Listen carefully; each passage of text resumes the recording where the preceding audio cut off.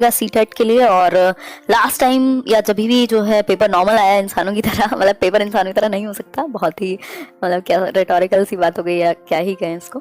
खैर, तो पेपर अगर नॉर्मल आता है जिस तरीके से सिलेबस निर्धारित है 2011 से, तो आपके पूरे 30 के 30 क्वेश्चन भी फंस जाते हैं पेडागोजी और एनसीईआरटी मिला करके। तो डिस्कस करेंगे, एनसीईआरटी की समरी रहेगी ये, और जो मैं पहले डिस्कस करा चुकी हूँ आप लोगों को, बट एक नए वे में रहेगा। और बीच बीच में हर दूसरे तीसरे दिन पे क्या करेंगे, क्वेश्चंस भी डिस्कस करते रहेंगे जिस तरीके से पूछे जाते रहे हैं क्वेश्चंस, या अभी लास्ट टाइम भी आए हैं। ठीक, तो स्टार्ट करेंगे। सीटेट 2018 में पहली बार बनाई थी, अभी ये 2020 के लिए है, और इसमें हम क्वेश्चंस भी डिस्कस करते रहेंगे डेली बेसिस पे। ठीक, तो एनसीईआरटी की चैप्टर वाइज समरी है जिसमें सारे मेन पॉइंट्स जो हैं वो हम डिस्कस करते हैं। सभी को गुड इवनिंग, नमस्कार, राम राम, सत श्री अकाल, अस्सलाम वालेकुम, whatever you feel connected with. Internet का तो नहीं था आज, कुछ टेक्निकल ग्लिच था, क्रैश हो रहा था बार बार जो सर्वर है, तो इस वजह से थोड़ा सा टाइम लगा है स्टार्ट होने में। स्टार्ट करते हैं। अगर आप ये देख रहे हैं तो आप बिल्कुल अश्योर कर सकते हैं अपने आप को कि 20+ तो आप बिल्कुल बहुत ही वर्स्ट केस में भी ले आएंगे जब पेपर ईवीएस का एडवांस्ड मान लो या कुछ भी एक्स्ट्रा क्वेश्चंस भी दे दे। अगर 2018 की तरह सिर्फ एक बार ही हुआ है ऐसा जब अलग से क्वेश्चन आए, उसमें भी आप 20+ ले आएंगे आसानी से। ठीक, तो आज से शुरू करते हैं। इसमें पेडागोजी इंक्लूडेड रहेगी। पहले हम एनसीईआरटी की समरी करेंगे और बीच में क्वेश्चंस। आंख बंद करके आप देख सकते हैं, चाहे हिंदी मीडियम से हो इंग्लिश से हो, बेसिक ट्रांसलेशन रहेगा, लिखा हुआ आपको इंग्लिश में मिलेगा, बट उसके लिए परेशान होने की जरूरत नहीं है। ठीक है, स्टार्ट करते हैं। वीडियो पसंद आए तो लाइक शेयर आप कर सकते हैं। ये पीडीएफ पूरा का पूरा मैंने शेयर किया हुआ है 50 पेज का टेलीग्राम चैनल पर, अगर आप स्क्रॉल करके देखेंगे तो। 1 मिनट दीजिएगा, मैं देखती हूँ आप लोगों के क्या कॉमेंट्स चल रहे हैं, फिर उसके बाद हम आगे बढ़ेंगे। बहुत ही बढ़िया, धन्यवाद सोनिका जी। हाँ, पहले से बेहतर है तबियत। एक एक चीज चैप्टर वाइज चलेगी इसमें। स्टार्ट करते हैं। कर दिया लाइक, बहुत ही धन्य हैं आप। गोइंग टू स्कूल पहला चैप्टर है एनसीईआरटी का। अगर हम बात करें 3rd to 5th NCERT summary रहेगी कंप्लीट, कुछ और करने की जरूरत नहीं है। उसके अलावा आपको एनसीईआरटी पढ़ने की बिल्कुल जरूरत नहीं है, ना पेपर पुराने लगाने की जरूरत है, यहाँ डिस्कस कर दिए जाएंगे। बस कर सकते हैं तो किसी भी बच्चे की 3rd, 4th, 5th की प्राइवेट स्कूल्स की बुक्स उठा लेना एक्स्ट्रा पढ़ने के लिए, बाकी और कुछ करने की जरूरत नहीं है। हाँ, तो गोइंग टू स्कूल क्या है, पहला आपका चैप्टर रहेगा यहाँ पे, जिसमें हम बात करेंगे the bamboo and rope bridge is being used in Assam. भाई जो आसाम है या असम है, वहां पे हम स्कूल जाने के लिए कौन से तरीके कहाँ इस्तेमाल होते हैं, ये बात की गई है इस एक पर्टिकुलर चैप्टर में।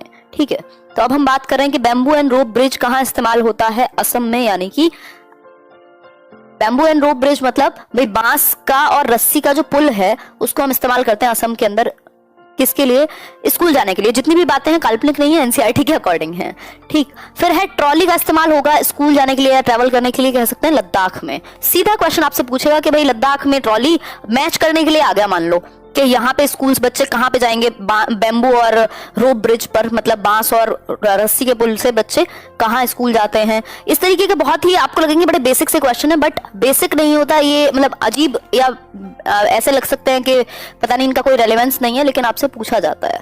ठीक है, बिल्कुल, बहुत बढ़िया फिरदौस।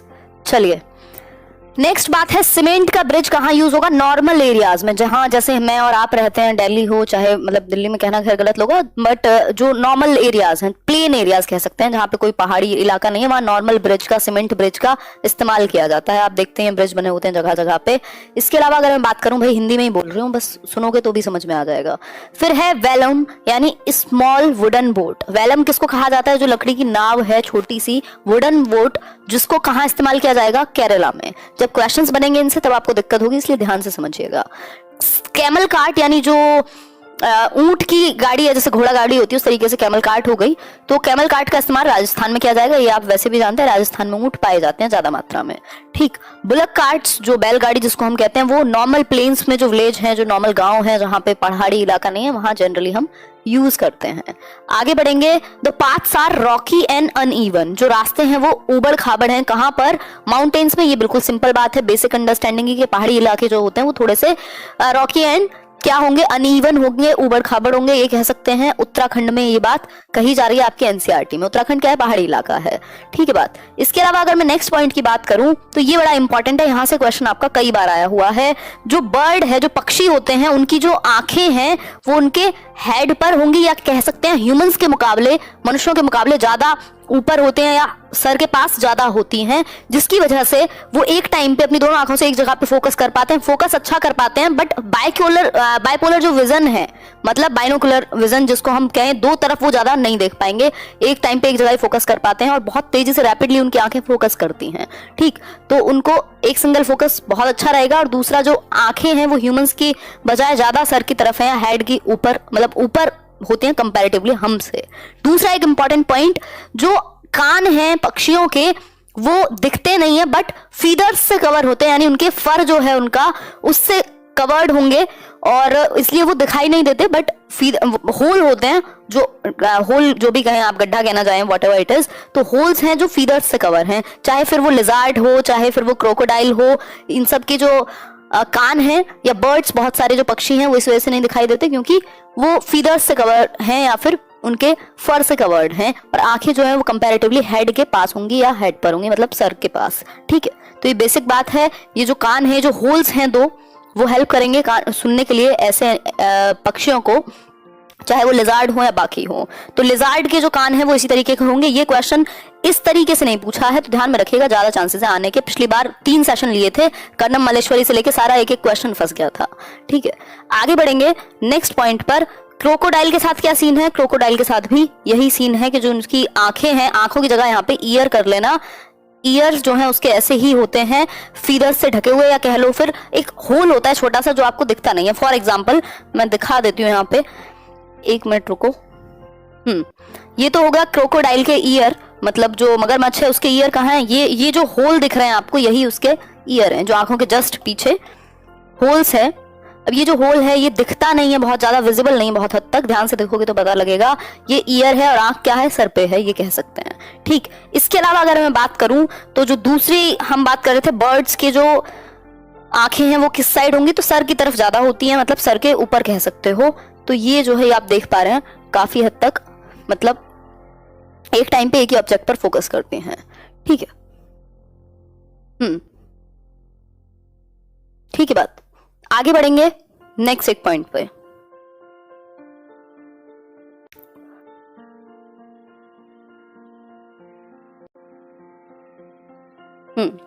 नेक्स्ट पॉइंट आपका क्या रहेगा? लिजार्ड की भी बात कर ली हमने, क्रोकोडाइल की भी। एक बहुत ही इंपॉर्टेंट क्वेश्चन ही कह सकते हैं इसको, पॉइंट है अपने आप में।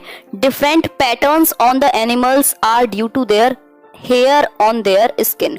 मतलब मान लो जेब्रा है या फिर बहुत सारे आप एनिमल देखते हैं, उन पे जो पैटर्न दिखाई देते हैं आपको उनकी स्किन पर, भाई एक पैटर्न सा बना हुआ है, वो किस वजह से दिखता है? उनके बालों की वजह से। तो ये हम ध्यान में याद रखेंगे कि बालों की वजह से एनिमल्स के ऊपर पैटर्न दिखाई देते हैं, है ना, एक सिमेट्री काइंड ऑफ बनती है, वो उनके हेयर जो है, उनके जो बाल हैं उसकी वजह से। चाहे वो जेब्रा ही बोलते हैं, आई थिंक बचपन में पढ़ा होगा आप लोगों ने, वो लाइंस जो दिखती हैं उस तरीके से मान सकते हैं। आगे बढ़ेंगे। Without hair on an animals body there would be no pattern. 2016 में पूछा हुआ है, यदि बाल नहीं होंगे एक एनिमल के बॉडी पे तो वो पैटर्न नजर नहीं आएगा आपको। तो पैटर्न जो है वो बालों की वजह से नजर आएगा। ठीक है बात, चाहे वो टाइगर हो, बिल्कुल सही कह रहे हैं। फिर नेक्स्ट है animals with ears hair on the body gives birth. ये बहुत ही इंपॉर्टेंट सा पॉइंट है, इसको समझेंगे थोड़ा सा जूम करके। ठीक है भाई, वो एनिमल्स, ठीक है, वो एनिमल्स जिनके कान बाहर दिखाई देते हैं, जो इनके कान और बाल बाहर बॉडी पे नजर आते हैं, वो अपने जो यंग वंस हैं उनको जन्म देंगे, बर्थ देंगे, मतलब बच्चों को वो आगे पैदा करेंगे। फिर नेक्स्ट क्या है? दूसरा, एनिमल्स जिनके कान और जिनके जो बाल हैं वो बाहर दिखाई नहीं देते, या जिनके कान बाहर दिखाई नहीं देते, छिपे हुए हैं, चाहे वो लिजार्ड हो, है ना, वो अंडे देते हैं। मतलब कि ऐसे एनिमल्स जिनके कान बाहर हैं, चाहे वो गाय हो, भैंस हो, बाकी डॉग हो आपका, वो जिनके बॉडी पे हेयर दिखाई देंगे और कान बाहर हैं उनके शरीर से, तो वो विजिबल है, यानी कि तो वो अपने यंग वंस को, अपने आगे वाली जनरेशन को जन्म देते हैं, गिव बर्थ। और जो जिनके कान बाहर दिखाई नहीं देते वो अंडे देते हैं, यानी कि एग्स ले करते हैं। बहुत ही, कई लोगों को ना ये लगे यार मजाक सी चीजें हैं ये तो, लेकिन पेपर में एक एक नंबर की पूरी इंपॉर्टेंस है। चाहे आप साइंस पढ़ लीजिए तब भी वो 1 नंबर का ही रहेगा, और ये भी। ठीक है बात, आगे बढ़ते हैं। टुक टुक, यहाँ से कोई बफरिंग नहीं है, आप अपना कनेक्शन चेक कीजिए। फिर है अब फीमेल्स के बारे में बहुत इंपॉर्टेंट बात पूछी है और आपसे क्वेश्चन भरपूर पूछा जाता है। ठीक है, अगर मैं बात करूं तो ओल्डेस्ट एलिफेंट जो है, सबसे बड़ी जो मादा हाथी होगा, oldest female elephant becomes the head of the heard. जो झुंड है हाथियों का, उसका हेड कौन है, उसकी हेड कौन है? जो सबसे बूढ़ी मादा हाथी है यानी फीमेल एलिफेंट होगी, वो हेड होती है हर्ड की। तो मेल एलिफेंट अगर गलती से दे देगा पेपर में तो आपको उसको साइड करना होगा, कई बार हम जल्दीबाजी में पढ़ लेते हैं, ठीक। और इंपॉर्टेंट चीज क्या है, जो एलिफेंट हर्ड है यानी जो हाथियों का एक झुंड है, वहां पे मेल मेंबर नहीं होते, फीमेल्स ही होती हैं। जैसे ही मेल मेंबर जो नर हाथी हैं वो 14 से 15 साल के होते हैं, वो हर्ड छोड़ के चले जाते हैं, यानी कि they left as they turn 14 और 15, 14-15 साल के होते ही जो हाथी हैं या जो मेल हाथी हैं, नर हाथी हैं, वो छोड़ के चले जाएंगे, हर्ड झुंड में नहीं रहेंगे। झुंड में फीमेल्स रहती हैं और उन फीमेल्स में भी जो सबसे ओल्डेस्ट है, सबसे बूढ़ी हाथी है या व्हाटएवर इट इज, वो इनकी हेड होगी, ठीक है बात।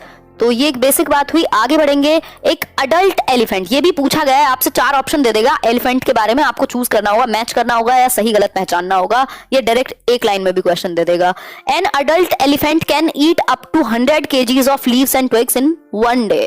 मतलब कि जो एक अडल्ट हाथी है, प्रॉपर बोलते हैं भाई हाथी लेना आसान है, उसको खिलाना मुश्किल है, तो कह सकते हैं कि हाथी की डाइट जो है वो अच्छी खासी होगी, 100 kg तक, मतलब 100 kgs of leaves and twigs, जो पत्तियां और जो भी झाड़ फूस व्हाटएवर इट इज, जो भी वो खाता है 100 किलोग्राम तक खा सकता है, जो आपकी लीव्स हैं, जो पत्तियां हैं और जो भी जंगल में अवेलेबल होती हैं, बाकी टहनियां वगैरह, इन सबको, ठीक है। हिंदी में अगली बार से ट्रांसलेट कर देंगे जो लोग हिंदी की वजह से दुखी हैं, अदरवाइज तो आप सुन लोगे, तो इतना तो यार बेसिक इंग्लिश आप सभी पढ़े हुए हो, ठीक है।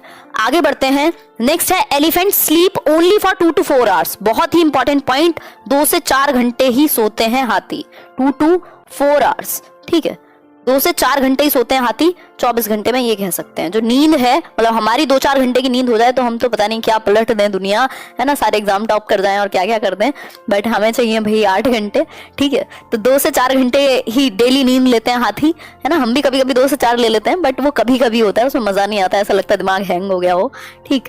तो 2 से 4 घंटे ही सोएगा हाथी, ठीक है। हाथी के बारे में 2-4 चीजें सुन लीजिए फिर से। जो फीमेल एलिफेंट है सबसे बूढ़ी, वो होगी क्या, वो हेड होगी झुंड की, ठीक है।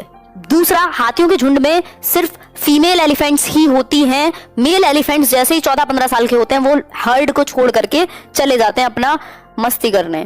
2 to 4 hours a day, मतलब 2 से 4 घंटे ही सोता है एक हाथी। और दूसरी एक चीज, 14 से 15 मतलब सॉरी 100 किलोग्राम तक की, मतलब 100 kg ट्विग्स और लीव्स को वो खा सकता है, ठीक। कोई कह रहा है 10 घंटे, बहुत बढ़िया, अवार्ड दिलवाएंगे आपको 10 घंटे की नींद के लिए, ठीक है। आगे बढ़ते हैं, मुझे लगता है आधी जिंदगी तो हम सोने में गुजार देते हैं।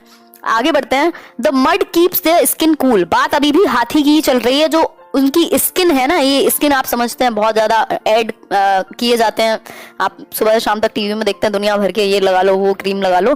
तो जो उनकी स्किन है वो अपनी स्किन को कूल रखने के लिए मड का, यानी कीचड़ कह सकते हो या जो गीली मिट्टी कह सकते हो, उसका इस्तेमाल करते हैं, इसलिए वो तालाब वगैरह में ज्यादा लेटना पसंद करेंगे, ठीक है। हाँ, आगे बढ़ते हैं। बहुत ही बढ़िया, जो लोग भी इतने बढ़िया कमेंट करके ऐसे एक्सप्लेन करते हैं कि भाई बेसिक हिंदी यूज हो रही है, मजा आ जाता है आप लोगों का, ये जो एंथुजियाज्म है ना इसको देख के।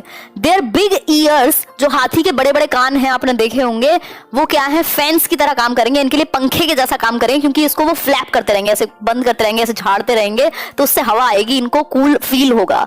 तो ये जो अपने कान है इनको वो फ्लैप करेंगे ताकि वो एक फैन की तरह काम कर सके, एक पंखे की तरह काम कर सके और उनको थोड़ा ठंडा फील हो, ठीक है। बॉडी लोशन, हाँ उनका बॉडी लोशन है क्या, मड। बहुत ही बढ़िया, गजब कर रहे हैं आप लोग, बिल्कुल। ये बच्चों के लिए है, 3rd 4th 5th के, और इसको बच्चों की तरह ही पढ़िए, बस आपको पता होनी चाहिए ये बेसिक पॉइंट्स। मेरी मजबूरी है कि मैं बहुत आराम से नहीं चल सकती, अगर बहुत आराम से चलूंगी तो ये खत्म नहीं होगा कभी भी, है ना। आगे बढ़ेंगे, हवा के लिए इस्तेमाल करते हैं हाथी अपने कानों को ऐसे फ्लैप करके। There are 10 to 12 female elephants and young ones in a herd. अब कितने हाथी या कितनी फीमेल एलिफेंट्स होती हैं एक हर्ड में, एक झुंड में, तो 10 से 12। हाँ, नेचुरल फैन, ऐसे वो होता नहीं था पुराने जमाने में, वो ऐसे पंखा लेके खड़ी होते थे, 2 साइड लोग एक राजा के ऐसे हिलाते रहते थे, तो वो हाथी के लिए अपने कान ही है, ठीक है। 10 से 12 फीमेल एलिफेंट्स होती हैं, और कुछ यंग वंस होते हैं, कुछ छोटे हाथी होते हैं जो मेल हैं बट 14-15 साल से कम के होंगे, ठीक है बात। नहीं मनप्रीत जी, नहीं पता। फिर है खेजाड़ी विलेज या Khejri village, whatever you want to call it. Khejri village जो है कहाँ है, जोधपुर राजस्थान में है। अब इनकी अपनी कहानी है खेजड़ी के बारे में, इस बार पूछा भी हुआ था खेजड़ी विलेज क्या है। अगर मैं बात करूं तो places were built by woods at that time about 300 years ago. यहाँ पे जो वुड है, जो लकड़ी है, 300 साल पहले वहां पे घर बनाए गए थे उस लकड़ी का इस्तेमाल करके। जो खेजड़ी विलेज है वहां पे की बात चल रही है, अभी समझ में आएगा आपको। The people of this village were called Bishnois. जो इस गांव के लोग थे उनको बिश्नोईज कहा गया। बिश्नोई कहाँ के लोग थे? खेजाड़ी विलेज के, जो कि राजस्थान में है, जोधपुर के पास। ठीक, the people of this village की बात हो गई। The Khejri tree can grow up without much water. ज्यादा पानी की जरूरत नहीं होती है जो खेजड़ी ट्री है, और इसकी जो लकड़ी है उसका इस्तेमाल करके घर बनाए गए थे यहाँ पे 300 साल पहले। कहाँ? जोधपुर राजस्थान में, खेजड़ी जगह पे, जहाँ के लोग क्या कहलाते हैं? बिश्नोईज कहलाते हैं। ठीक है। दूसरी बात, it gives beans and don't get affected by insects. अब ये जो खेजड़ी ट्री है ना, ये जो वुड है, जो लकड़ी है खेजड़ी पेड़ की, वो क्या है? खराब नहीं होती, कीड़े नहीं लगते, दीमक नहीं लगती, ये कह सकते हो। ठीक है, तो ये एक बात है, ये अफेक्ट नहीं होती इंसेक्ट से, कीड़े और बीन्स वगैरह से। कौन सा ट्री? खेजड़ी ट्री का जो लकड़ी है, वुड है वो। ठीक है। स्टोरी फ्रॉम बोचाचा विलेज की बात आ गई। अब एक और चैप्टर है आपका, मैंने इंपॉर्टेंट पॉइंट्स को लिखा हुआ है यहाँ पे। Story from Bochacha village. Bochacha village कहाँ है? मुजफ्फरपुर, बिहार के अंदर, जहां की कहानी है मधुमक्खी पालन की, जिसको हम अभी समझेंगे। ठीक है, बहुत बढ़िया संजीव सर, धन्यवाद। बहुत कमेंट करते हैं आप, देखा मैंने 1-2 वीडियोस में। ठीक, बोचाचा विलेज की कहानी शुरू हो गई अब, और हाथियों से और जो खेजड़ी ट्री है उससे साइड आएंगे। अमृता देवी बिश्नोई की कहानी की बात हुई है इसमें, अगर आप किताब पढ़ते हैं तो बिल्कुल सही बात कह रहे हैं आप।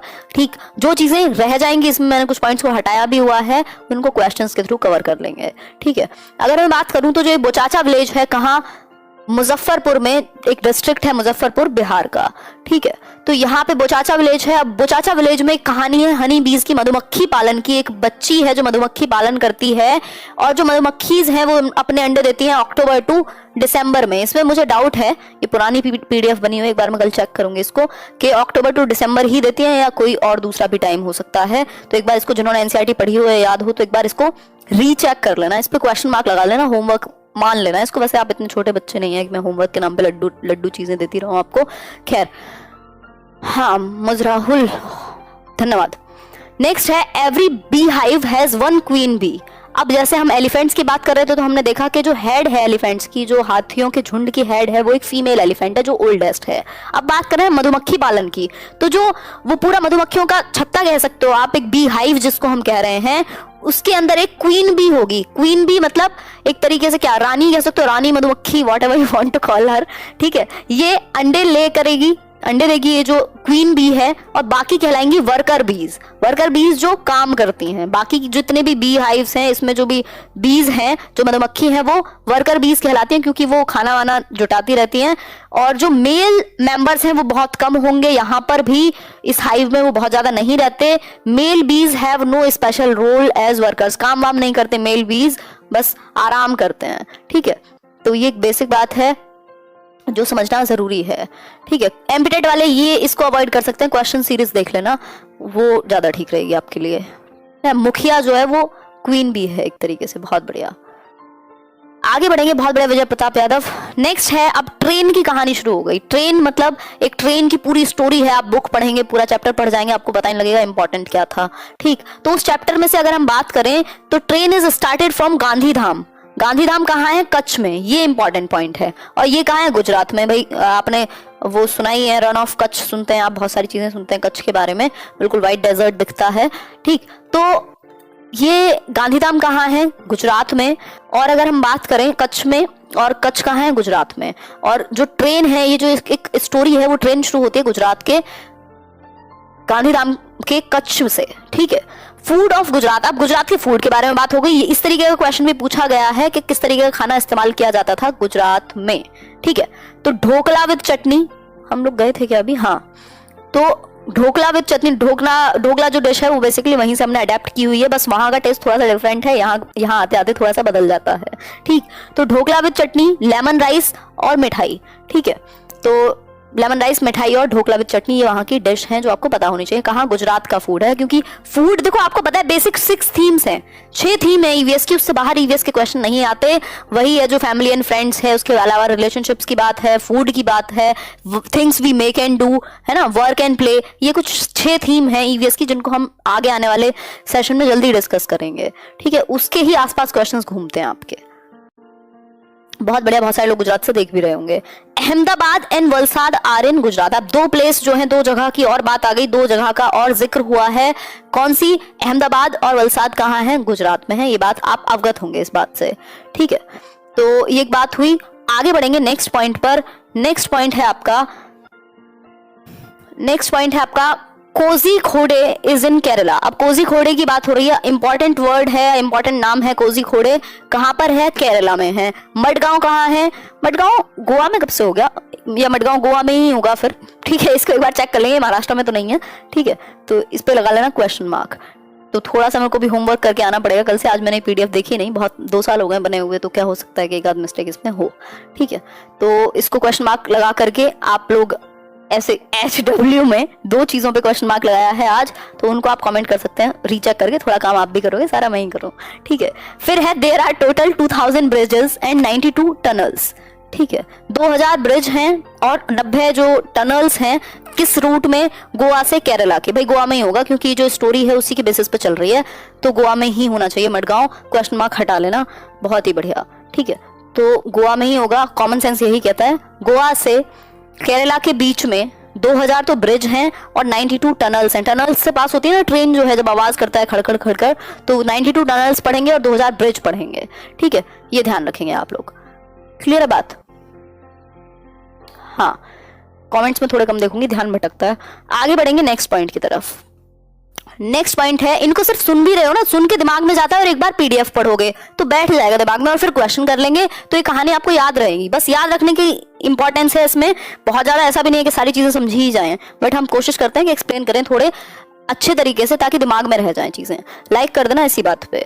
ठीक है, मत करना ना मन हो तो। Kozhikode is a city in the state of Kerala. Kozhikode कहाँ है? केरला में है, जो कि सदर्न इंडिया में आता है, यानी कि जो दक्षिण भारत है वहां आता है। आपको पता है केरला मैप में बिल्कुल नीचे की तरफ है। मैं तो मैप बनाऊंगी तो पता नहीं क्या बन जाएगा। ठीक है, भारत के मैप पे भी एक बार चर्चा कर लेंगे, क्वेश्चन आता है एक मैप से जरूर। ठीक, मालाबार तट पर है ये। ठीक है, it is also known as Calicut भी कहते हैं उसको।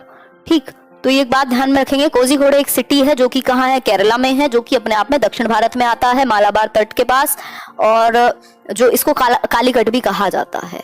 ठीक है बात। आगे बढ़ेंगे। On the way to Gujarat to Kerala the train crosses Maharashtra, Goa, Karnataka. अब आपको ये मैप रख लो, एक प्रिंट आउट निकाल के घर में, या इंडिया का मैप ले आओ, 1-2 रुपए का वो आ जाता था ना छोटे वाला, जिसको स्कूल में भरते थे, उस पे लिख लो गूगल से देख देख के कहाँ पे केरला है, कहाँ पे क्या है। उससे क्या होगा, आदत पड़ जाएगी, और 1 क्वेश्चन 2 क्वेश्चन 3 क्वेश्चन तक भी आपके मैप से पूछ लिए जाते हैं भारत के। ठीक, तो गुजरात जाते समय on the way to Gujarat to Kerala, ठीक, गुजरात से केरला जा रहे हैं आप, ट्रेन क्या क्रॉस करती है? 3 स्टेट्स को क्रॉस करेगी as per NCERT, Maharashtra, Goa और आपका कर्नाटका। ठीक है, तो ये आपको पता हो कौन कौन किस किस के पास हैं, वो 7 स्टेट्स पता है आपको, इधर आपको पता है। ठीक, नेक्स्ट है Kottayam is the town in the Indian state of Kerala. Kottayam क्या है? केरला का ही एक टाउन है, तो ये भी आपको बेसिक चीज पता होनी चाहिए। ये जो भी लिखा है एनसीईआरटी में सब उपयोगी है। ठीक है, आगे बढ़ेंगे। लैंग्वेज की बात कर लेते हैं, एक बेसिक आइडिया ले लेते हैं। सब कुछ एनसीईआरटी के अकॉर्डिंग लिखा हुआ है इसमें। लैंग्वेज की अगर हम बात करें और कहाँ बोली जाती है, तो मलयालम का केरला में उपयोग करेंगे, कोंकणी कर्नाटका, महाराष्ट्र और गोवा, और कुछ पार्ट्स जो हैं केरला के वहां पे इस्तेमाल की जाती है एज पर एनसीईआरटी। मराठी क्या है? महाराष्ट्र में, गोवा में, दमन एंड दीव, दादर एंड नगर हवेली वगैरह में भी कुछ कुछ जगह पे होता है ना, कहीं पे ज्यादा प्रभाव होगा, दूसरी जगह पे लेकिन बोली जाती होगी, तो उस हिसाब से ये जनरल व्यू में लिखी हुई है। गुजराती गुजरात में बोली जाएगी ऑब्वियसली। कन्नड़ा कहाँ बोली जाएगी? कर्नाटका, आंध्र प्रदेश, तमिलनाडु और महाराष्ट्र के कुछ क्षेत्र में। ठीक है बात, तो ये एक बात हुई, और इस तरीके से हमने कुछ कुछ चीजें डिस्कस की हैं। आगे बढ़ेंगे, देखते हैं अभी, और हाँ मिल जाएंगे ये नोट्स, तो मैंने पूरे 50 पेज के शेयर किए हुए हैं। अभी मैं थोड़ा इनको दोबारा शेयर कर दूंगी, कोई दिक्कत नहीं है, कोई इशू नहीं है। अब ट्रेन के टिकट की बात कर लेते हैं। ट्रेन के टिकट पे क्या क्या डिटेल्स होती हैं, ये आपसे क्वेश्चन पूछा हुआ है बहुत ही सिंपल भाषा में, बहुत बढ़िया हल्का अच्छा लगा सिंपल भाषा में कि जो, अच्छा एक और चीज है, फेरी शायद आपने सुना होगा, तो जो फेरी है वो क्या है, एक प्रकार की बोट है, एक प्रकार की नाव है, जिसको हम कहाँ यूज करते हैं, केरला में, जो कि एक सदर्न इंडिया का पार्ट है। केरला आप जानते ही हैं, आई थिंक एजुकेशन का जो लिटरेसी रेट है सबसे हाई है ना, और साक्षरता रेट को क्या कहेंगे, दर, हाँ ठीक है। तो फेरी एक तरह की बोट है जिसको केरला में इस्तेमाल किया जाता है, एक तरह की नाव है, ठीक है। ठीक है, बहुत बढ़िया बहुत बढ़िया, जितने भी लोग मडगांव की डिटेल्स दे रहे हैं। The details you can find on train ticket. Train ticket पे आपको क्या क्या मिल सकता है। अब 4 ऑप्शन आपके पास, ये 5 चीजें हैं, इनके अलावा जो भी ऑप्शन में दे देगा कि ये 4 चीजें हैं, 4 ऑप्शन होंगे, उनमें से एक गलत भी हो सकता है, 2 भी गलत हो सकते हैं। पूछ लेगा कौन कौन सी चीजें टिकट पर होंगी ट्रेन की और कौन सी चीजें टिकट पर नहीं होंगी, ठीक है। बहुत बढ़िया श्वेता, अच्छा लगता है। द ट्रेन नंबर, ट्रेन का नंबर होगा, एक तो ऑब्वियस है भाई, ट्रेन का नंबर नहीं होगा पता कैसे लगेगा। ट्रेन वो बचपन में होता नहीं था, आपने देखे होंगे वो टिकट्स, अगर कोई लोग पुराने जमाने के होंगे, मैं ऐसा लगता है मेरे को, मैं बहुत जमानों से जी रही हूँ, ठीक है, मजाक कर रही हूँ। खैर, वो टिकट्स नहीं आते थे पहले, बहुत छोटे से एकदम मोटे से, ट्रेन के टिकट अलग से देख के बता दे कोई, अब तो पेपर वाले ही आते हैं, प्रिंट आउट वाले, वो होते थे बड़े बड़े टाइट होते थे एकदम छोटे से, ठीक। तो नंबर तो जरूर होगा ट्रेन का, भाई कौन सी ट्रेन, नंबर आप ढूंढेंगे कैसे ट्रेन को, ठीक है। फिर इसके अलावा date of start of the journey, भाई किस दिन जा रहे हो ये भी होगा, ठीक है। डिपार्चर आप कब करेंगे। फिर बर्थ एंड कोच, बर्थ आप जानते हैं वो जो ट्रेन का डब्बा है आपका, वो मतलब जो आप बैठेंगे जहां आप, और जो कोच है आपका पूरा जो डब्बा है उसका नंबर होगा, ठीक। फिर है fair, charge, cost of the ticket, ठीक। बहुत बढ़िया दीप्ति, परिदा, आगे बढ़ेंगे। और डिस्टेंस इन किलोमीटर्स, कितने डिस्टेंस पे, कितने किलोमीटर्स में आप ट्रेवल कर रहे हैं, ठीक है। अभी भी मिलता है लोकल में, वो मोटे वाला नहीं मिलता आई थिंक आजकल, ठीक है, बिस्किट जैसे। बहुत बढ़िया बहुत बढ़िया, बहुत ही बढ़िया। येलो कलर के आते थे, बिल्कुल सही बात है कोमल, आप लोग भी आज के तो हो नहीं तो खैर मजाक कर रही हूँ। तो ये एक बात है, हाँ सही है सही है। We are listening from Telangana, okay fine great. Thakur Balaji, हाँ पूरा इंडिया घूम रहे हैं हम यहीं बैठे बैठे, इसलिए एनसीईआरटी पढ़ना बहुत जरूरी है, ठीक है। और राम प्रताप जी आप तो बिल्कुल समय व्यर्थ ना करें बेकार में, है ना। तो भीड़ बढ़ाने की यहाँ कोई आवश्यकता नहीं है, जो लोग सच में सीखना चाहते हैं वही जुड़े हुए हैं। खैर, तो एनसीईआरटी में मजा आता है। अभी जैसे टाइम मिलेगा, ये वाला सीटेट तो नहीं, मैं 6, 7, 8 की भी एनसीईआरटी सोशल स्टडीज की इंग्लिश मीडियम में डिस्कस करूंगी आप लोगों के साथ, ठीक है। तो ये कहानी आज के लिए इतना ही डिस्कस करेंगे। कल हम क्या डिस्कस करेंगे ये थोड़ा सा देख लेते हैं, और उससे पहले कुछ क्वेश्चंस भी देख लेंगे। कर्णम मालेश्वरी, जिनसे क्वेश्चन कई बार आया हुआ है, 2 से 3 बार आया हुआ है सीटेट में, इनकी पूरी कहानी देखेंगे, इस बार भी आया हुआ था। और इसके बाद देखेंगे जो ये मधुबनी पेंटिंग है, इसके बारे में जानेंगे थोड़ा सा, है ना। ये बेसिक बेसिक चीजें जानेंगे। तो ये सुनना इंपॉर्टेंट है इस सेशन में, बहुत ज्यादा दिमाग लगाना इंपॉर्टेंट नहीं है, क्योंकि दिमाग लगाने वाला सेशन नहीं है, बस ऐसे इंटरनलाइज करने का है, इसमें चीजें भरनी है, सोक करनी है, आपको एब्जॉर्ब करनी है अपने अंदर, है ना। जिन्होंने आज वाइगॉस्की डिस्कस किया था मैंने उधर सेशन में, तो उनको पता होगा इंटरनलाइजेशन हम कैसे करते हैं, भरते हैं अपने अंदर, जाने देते हैं बस चीजों को, ऐसे निर्वाणा में पहुंचने के लिए। मजाक कर रही हूँ। खैर, तो ये एक बेसिक बात हुई। सेशन पसंद आया हो तो लाइक शेयर और सब्सक्राइब आप कर सकते हैं। इसके अलावा जिनको पीडीएफ की चिंता रहती है, बहुत ज्यादा शौक है पीडीएफ इकट्ठी करने का, है ना, वो लोग टेलीग्राम चैनल है जिसका नाम है let's learn. Let's learn channel का नाम है लेट्स लर्न, बिल्कुल जैसे आप कैपिटल में स्मॉल में जैसे चाहें सर्च कर सकते हैं। स्क्वाड, स्पेस नहीं है इसमें, लेट्स लर्न स्क्वाड, ठीक है। तो ये सर्च करोगे तो मिल जाएगा, है ना। तो ये एक बेसिक बात है। आप लोगों ने प्रिंट आउट भी लिए हुए हैं, मुझे आप लोगों ने पहले इंस्टाग्राम वगैरह पे भी भेजा हुआ है, कई लोगों ने तो पूरी प्रिंट आउट लिए हुए हैं इन 50 पेज के, और उस पर आप एक्स्ट्रा भी लिख सकते हो, क्वेश्चंस भी लिख सकते हो, इनफ है, ठीक है। तो ये कुछ चीजें हुई, और साथ में इसी तरीके से चलते रहेंगे। किसी दिन कोई सब्जेक्ट, किसी दिन कोई सब्जेक्ट, इस तरीके से डिस्कस करेंगे। तबीयत जैसी अच्छी होगी तो मैं 2 सेशन लेना शुरू करूंगी शाम में, एक 9 बजे, एक 5 या 6 बजे के करीब, ठीक है। 9 बजे तो है ही, अभी तो टाइम फिक्स ही है 9 बजे का, अभी तो एक ही सेशन चल रहा है। दे दिए जाएंगे सारे पेपर सीटेट के टेलीग्राम पे, कोई दिक्कत नहीं है। हाँ, और कोई दर्द हो तो बताओ। हाँ बिल्कुल उषा जी, धन्यवाद। ठीक है अरियंत, कोई दिक्कत नहीं है विकास, बट क्वेश्चंस को थोड़ा वेरीफाई कर लेना, आंसर्स में प्रॉब्लम रहती है कई बार, है ना। मेन जो प्रॉब्लम है मेरी वो वही है कि आंसर्स बहुत ज़्यादा वेरीफाइड नहीं होते, कई बार गलतियां मिल जाती हैं, ठीक है। कुछ % गलतियां तो खैर सभी में हैं, इंसान में भी। और बताइए, चलिए आपका कोई भी विचार हुआ वो आप कमेंट कर देना। कल मैं कोशिश करूं कि नहीं, कल मैं आराम करने की कोशिश करती हूँ। वैसे संडे वार्ता में तो मिलेंगे ही, अगर मन हुआ तो एक और सेशन में दिन में ले लूंगी, ठीक है। अदरवाइज 9 बजे संडे वार्ता होगी, कल तो डिस्कशन करेंगे।